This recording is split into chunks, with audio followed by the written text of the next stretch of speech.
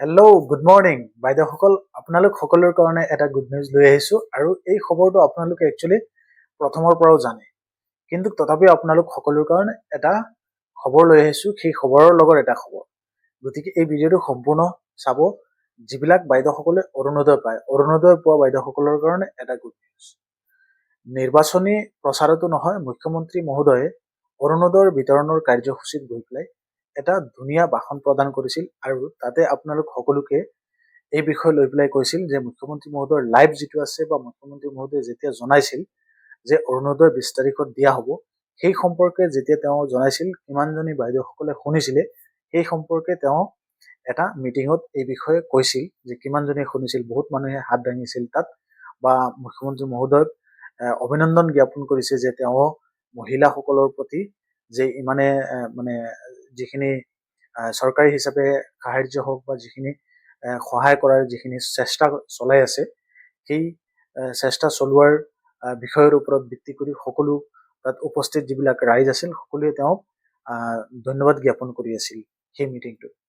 সেই সংক্ৰান্তত আপোনালোক সকলোকে এটা খবৰ দিব বিচাৰিছোঁ। প্ৰথমে আপোনালোক সকলোকে শুনাব বিচাৰিছোঁ যে মুখ্যমন্ত্ৰী মহোদয়ে সেই ভাষণটোতে কি কৈছিল, তাৰ পিছত শেষত আপোনালোকক ক'ম যে এই ভিডিঅ'টো খবৰৰ ওপৰত আৰু এটা খবৰ মই কিয় বনাইছোঁ।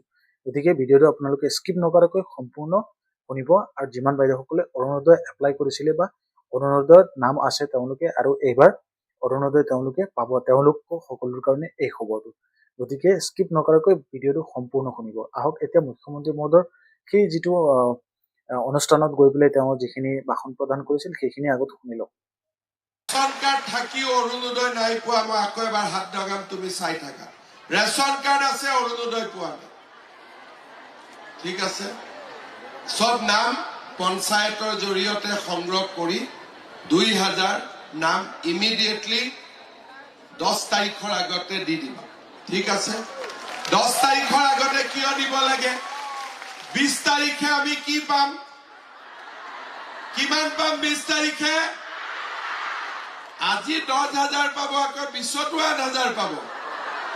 সঁচাই পাবনে? মই কৈছো নেকি কবাত পাব বুলি? সঁচাই কৈছো। ক'ত কৈছো? টিভিত কৈছো নে ফেচবুকত কৈছো? আচ্ছা, টিভিত কোনে কোনে শুনিছে হাত দাঙক। আৰু ফেচবুকত কোনে কোনে চাইছে? বাপৰে, তাৰমানে আপোনালোকৰ মোবাইল আছে, ফেচবুক। এতিয়া আপোনালোকে সম্পূৰ্ণ এই ভিডিঅ'টো শুনাৰ পিছত মই আপোনালোক সকলোকে ক'ব বিচাৰিছো এই ভিডিঅ'টোৰ যিটো খবৰ আপোনালোক সকলোকে জনাব বিচাৰিছো। প্ৰথম কথা, অৰুণোদয় যিমানবিলাক মানুহে এপ্লাই কৰিছে বা যাৰ যাৰ লিষ্টত নাম আছে, সেই লিষ্টত নাম থকা যিবিলাক বাইদেউসকল আছে তেওঁলোক সকলোৰ ভিতৰত কিছুমান মানুহে, কিছুমান বেনিফিচিয়াৰীয়ে তেওঁলোকৰ একাউণ্টত পইচা নাপায়। এটা সমস্যা হয়। গতিকে আপুনিও সেই সমস্যাৰ সন্মুখীন হ'ব পাৰে। আৰু যদি এই ভিডিঅ'টো সম্পূৰ্ণ চায় তেতিয়াহ'লে এই সমস্যাটো আপোনাৰ নহ'ব, এইটো মই 100% গেৰাণ্টি দিছোঁ। চৰকাৰী যিবিলাক অনুদান আছে সেই অনুদানবিলাক চৰকাৰে আপোনালোকক ডিবিডি যোগে প্ৰেৰণ কৰে। অৰুণোদয় হওক বা আপোনালোকে PM কিষাণ কওক বা আন যিবিলাক চৰকাৰী যিবিলাক আঁচনি আছে, প্ৰায় সংখ্যক আঁচনিবিলাক চৰকাৰে ডিবিডি যোগে প্ৰদান কৰে। আৰু বিশেষকে আমাৰ মহিলা বাইদেউসকলে বৰ্তমানলৈকে অসমৰ বিভিন্ন জিলাত মুখ্যমন্ত্ৰী মহোদয়ে মুখ্যমন্ত্ৰী উদ্যমিতা আঁচনিৰ অন্তৰ্গত 10,000 টকা দি আছিল। আৰু সেই 10,000 টকীয়া যিটো বিতৰণৰ কাৰ্যসূচীৰ যিটো মিটিং আছিল, তাত গৈ পেলাই মুখ্যমন্ত্ৰী মহোদয় এই বিষয়ে কৈছিল। গতিকে বহুতো মহিলাৰ সেই একাউণ্টত এই 10,000 টকাও সোমাইছে, এটা লেনদেন হৈছে একাউণ্টত। তেনে বাইদেউসকলৰ ধৰি লওক মানে একাউণ্টত লেনদেন এটা হোৱাৰ কাৰণে সেই একাউণ্টটো লক বা ডিবিডিৰ কিবা এটা সমস্যা নহ'ব পাৰে। তথাপিও তেওঁলোকে চোৱা অতি দৰকাৰ। আপোনালোকৰ 20 তাৰিখৰ আগত এই কামটো আপোনালোকে কৰি ৰাখিব লাগিব। প্ৰথম কথা, আপোনালোকৰ একাউণ্টটো এবাৰ বেলেঞ্চ চেক কৰি ল'ব। 2 নম্বৰ, আপোনালোকৰ একাউণ্ট যিখন আছে সেই একাউণ্টখন ৰানিং কৰিব। যদি আপোনালোকৰ একাউণ্টটোত KYCৰ প্ৰব্লেম আছে, সেই KYCটো ছল্ভ কৰি ল'ব। 20 তাৰিখ এতিয়াও সময় আছে হাতত, যাতে আপোনালোকে 20 তাৰিখত যাতে আপোনালোকৰ একাউণ্টত টকাখিনি সোমাই কোনো অসুবিধা নহয়। সেইকাৰণে আগতীয়াকৈ যদি কামখিনি কৰি ৰাখে তেতিয়াহ'লে কোনো প্ৰব্লেম নহয়।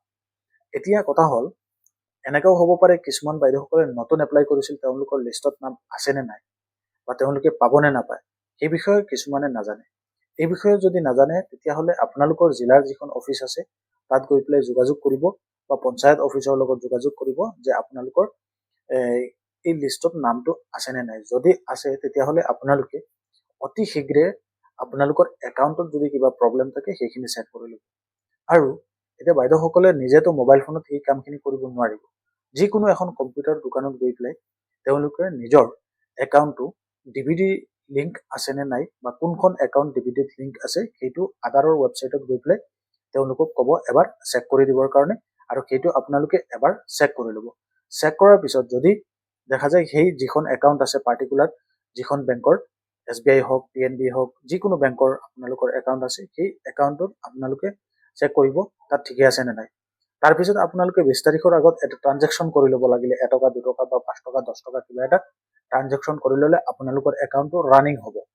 তেতিয়া আপোনালোকৰ অৰুণোদয়ৰ পইচা একাউণ্টত সোমাবৰ কাৰণে কোনেও ৰখাব নোৱাৰে আৰু একাউণ্টত কোনো প্ৰব্লেম নহয়।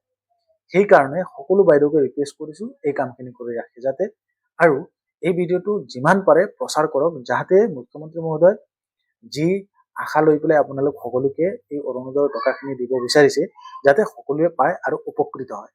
ইয়াৰ ভিতৰত যদি কোনোবাই এই ভিডিঅ'টো চাই আছে অৰুণোদয় পোৱা বাইদেউসকলৰ ভিতৰত বা তেওঁলোকৰ ফেমিলিৰ কোনোবা মানুহে, নিশ্চয় ভিডিঅ'ত এটা কমেণ্ট কৰিব কথাটো মই সঁচা কৈছো নে। আৰু যদি আপুনি কথাটো সঁচা বুলি ভাবিছে ৰাইট, তেতিয়াহ'লে এই কামখিনি কৰিব আৰু ভিডিঅ'টো জনহিতাৰ্থে সকলোকে শ্বেয়াৰ কৰি দিব যাতে সকলোৱে এই বিষয়ে অৱগত হয়। বহুতে জানিব পাৰে, জনা মানুহকো দিব যাতে তেওঁ হয়তো একাউণ্টত প্ৰব্লেম হ'ব পাৰে বা কিছুমানৰ একাউণ্টত Google pay' phone pay' connection থাকিব পাৰে, লেনদেন এটা হ'বও পাৰে, তেনেক্ষেত্ৰত একাউণ্টটো ৰানিং আছে, কোনো প্ৰব্লেম নহয়। খালি ডিভিডি কৰা আছে নে নাই, ডিভিডি লিংক আছে নে নাই সেইখিনি চেক কৰি আপোনালোক বহি থাকিব। যেতিয়া 20 তাৰিখত অৰুণোদয় আপোনালোকৰ টকা সোমাব তেতিয়াও আমি আপোনালোক সকলোৰ কাৰণে এটা ভিডিঅ' বনাম যাতে আপোনালোক সকলোৱে কোনে কোনে পাইছে পোৱা নাই সেই সম্পৰ্কে আপোনালোক সকলোকে জনাম।